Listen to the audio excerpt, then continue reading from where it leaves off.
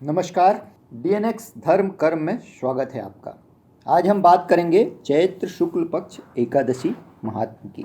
हिंदू नववर्ष के अनुसार साल का प्रथम एकादशी कामदा एकादशी के नाम से जाना जाता है। चैत्र शुक्ल पक्ष एकादशी साल की प्रथम एकादशी कामदा एकादशी के नाम से जाना जाता है। एकादशी व्रत, पूजा विधान और पौराणिक कथा महात्म की श्रृंखला में कामदा एकादशी। धर्मराज युधिष्ठिर ने श्री कृष्ण को नमन कर पूछा, हे भगवान, मुझे कृपा कर चैत्र शुक्ल एकादशी का महात्म कहिए। श्री कृष्ण ने धर्मराज युधिष्ठिर से कहा, राजन, यही प्रश्न एक समय राजा दिलीप ने गुरु वशिष्ठ से किया था। गुरु वशिष्ठ ने राजा दिलीप का जो समाधान किया वही मैं तुम्हें सुनाता हूँ। तुम ध्यानपूर्वक सुनना इसे। ओम नमो भगवते वासुदेवाय नमः। अब हम आपको बताने जा रहे हैं कामदा एकादशी का पौराणिक महत्व और इसका पूजा विधान। इसे पूरी तरीके से जानने के लिए आप बने रहिएगा इस वीडियो के साथ अंत तक। श्री कृष्ण ने बताया, प्राचीन काल में भोगीपुर नामक एक नगर था। वहाँ पर अत्यंत वैभवशाली ऐश्वर्यों से युक्त पुंडरीक नामा राजा राज्य किया करता था। भोगीपुर नगर में अनेक अप्सरा, किन्नर तथा गंधर्व वास करते थे। भोगीपुर में ललिता और ललित नाम के दो स्त्री पुरुष अत्यंत वैभवशाली घर में निवास करते थे। ललिता और ललित दोनों आपस में बहुत प्रेम करते थे और एक दूसरे से अलग हो जाने पर दोनों व्याकुल हो जाते थे। ऐश्वर्यशाली राज और वैभव से युक्त घर में ललिता ललित की प्रेम कहानी सभी जानते थे। एक समय राजा पुंडरीक की सभा लगी हुई थी। राजा की सभा में गंधर्व गान कर रहे थे और गंधर्वों के बीच ललित गा रहा था। अचानक गाते गाते ललित को अपनी प्रिय ललिता का ध्यान आया और उसका स्वर भंग होने लगा। ध्यान भंग होने के चलते उसका स्वर भंग हुआ, इस कारण गाने का स्वरूप बिगड़ गया। ललित के मन का भाव जानकर उस समय कारकोट नामक नाग ने पद भंग होने का कारण राजा को बता दिया। राजा को बहुत क्रोध आया। राजा पुंडरीक ने क्रोधपूर्वक ललित को बुलाकर कहा कि तू मेरे सामने गाते हुए अपनी पत्नी का स्मरण कर रहा है, अतः मैं तुझे श्राप देता हूँ। तू कच्चा मांस और मनुष्यों को खाने वाला राक्षस बनकर अपने इस कर्म का फल भोगेगा। राजा पुंडरीक के श्राप से ललित उसी क्षण महाकाय विशाल राक्षस में तब्दील हो गया। उसका मुख अत्यंत भयंकर, नेत्र सूर्य चंद्रमा की तरह प्रदीप्त तथा मुख से अग्नि निकलने लगी।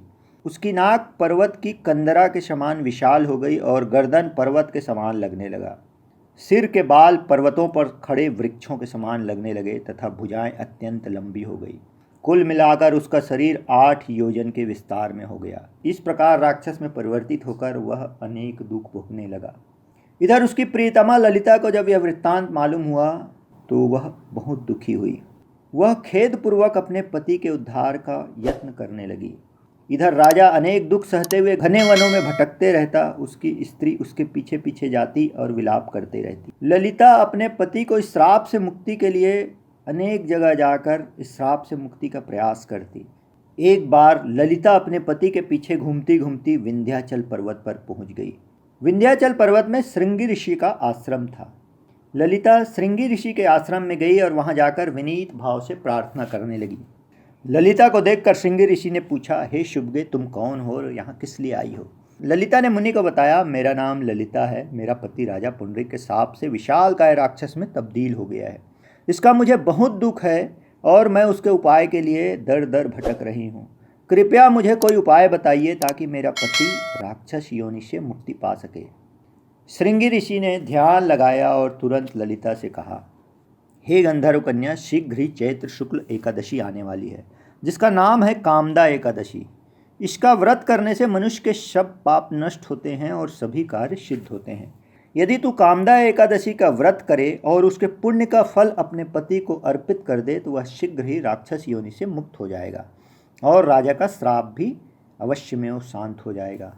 मुनि के बताए अनुसार ललिता ने चैत्र शुक्ल एकादशी आने पर उसका विधि विधान पूर्वक व्रत किया और द्वादशी को ब्राह्मणों के सामने अपने व्रत का फल अपने पति को देती हुई भगवान से प्रार्थना करने लगी।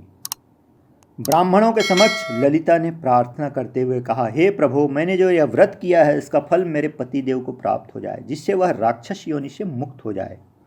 इस प्रकार अपने व्रत का फल अर्पित करते ही एकादशी के फल के प्रभाव से ललिता का पति राक्षस योनि से मुक्त हो गया और वह अपने पुराने स्वरूप को प्राप्त कर लिया। राजा पुंडरीक के मन में भी ललिता और ललित के प्रति दया जाग उठी और दोनों ही ललिता और ललित फिर से अपना वही प्रेम पूर्वक जीवन जीने लगे। अनेक सुंदर वस्त्राभूषणों से युक्त होकर ललिता के साथ विहार करने लगा ललित। फिर दोनों ही स्वर्गलोक को पधार गए। फिर कालांतर में ललिता और ललित दोनों स्वर्गलोक को चले गए। यह थी कामदा एकादशी की कथा। वर्ष भर के सभी एकादशी का व्रत विधान, पूजा पाठ और इसकी पौराणिक महत्ताओं को जानने के लिए आप देखते रहें DNX धर्म कर्म।